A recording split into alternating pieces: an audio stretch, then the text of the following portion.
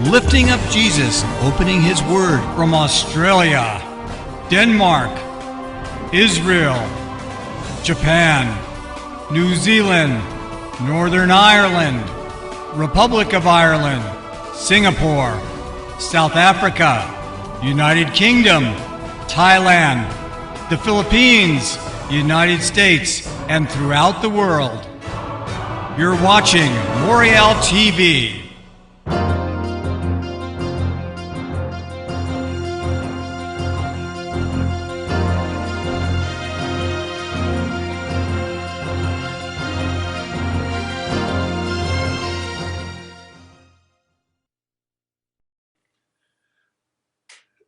First of all, let's begin with the scripture. Jesus said, "Let no one bind you with an oath." Freemasonry goes to a ritual where they press a dagger on the exposed chest and things like this with a kind of noose around their neck during the initiation rites. And they take an oath. And it involves not bloodletting so much, but a reference to the symbolic use of blood within the ritual. Interesting, the Italian mafia has the same thing where they will slit the palm with a dagger when somebody becomes quote-unquote made and is inducted into the Italian mafia. There was a Christian psychiatrist who was quite well-versed doctrinally, named Dr. Kurt Koch, K-O-C-H, K-U-R-T, K-O-C-H. He wrote some excellent books, and he lectured fairly extensively on this subject, looking at the occult as a psychiatrist from a Christian perspective, scripturally. And he determined, based on clinical research, that blood oaths are the most damaging psychologically and psychiatrically to people. Jesus said, "Let no one bind you with an oath." We don't do that. We have a blood oath with Jesus based on his shed blood. That is it. Christians should not become involved with these lodges, these secret organizations that do this. Freemasonry being the leading one, but not the only one. Not until someone reaches the third degree of the Holy Royal Arch or they told the ineffable name of their god Gautu, the great architect of the universe, is Yabalan. Yah supposedly from Yahweh, but Baal from basically haploid of the devil in the Old Testament, and on from Osiris in Egypt, the demon god, the devil god.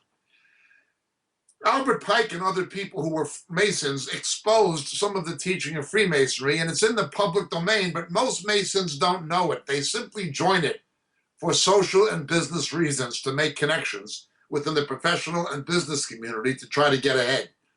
This is prolific in law, and Great Britain is prolific within the police. And there have been many allegations of justice being perverted because of demonic connections, as well as the equivalent of kickbacks or people getting public construction contracts because of Masonic connections and so forth. These things are alleged all the time. What I can tell you is this. Having read the testimony of people who are in the higher degrees of Freemasons, it seems that not only the Royal Arch of the third degree, but the 18th degree is a turning point. Bearing in mind you've got the Scottish Rite and the ancient Rite. However, the testimony of every 32nd and 33rd degree Mason I've ever read who became the saved Christian, the testimony of every single one of them testifies to the fact that it is demonic in nature and origin. Its relationship with Illuminism, people speculate about this as conspiracy theories. I keep away from that. But what I do stand on is this. Jesus said, "Let no one bind you with an oath." And it is for sure, it is well documented that their Gautu, the great architect of the universe, who they call Yabalan, is a satanic imposter of the real God. No saved Christian, no born-again believer should be involved in Freemasonry. This is a big problem among evangelicals traditionally in such places as Scotland, where it's rife within the clergy, and also in the American South. Most U.S. presidents are Freemasons, going back to George Washington. So many key figures throughout American history have been Freemasons. Clinton's a Mason. Ronald Reagan is a Mason. It's not good. God's people, those who are born again, should not be bound by blood oaths. We should not be bound by oaths, Jesus said. Keep away from it. Take your aprons, take your Masonic books, and burn them as occult material, as took place in the book of Acts. Have nothing to do with it if you're a believer. Now again, many people are involved with it without understanding what it really is. But we can all understand what Jesus said. Let no one bind you with an oath. Oh, I would also add, you've got these organizations that are Masonic, such as Shriners, that are involved in charity. Many people get involved with Freemasonry, think it's just a charitable organization because of the children's hospitals and things like that. That camouflages the religious or quasi-religious beliefs on back of it, even though Freemasonry claims not to be a religion or a replacement for a religion. They're all theists, and it doesn't matter to them if you believe the Old Testament or the Old and New Testament or the Quran. Any religion will do. It goes beyond that.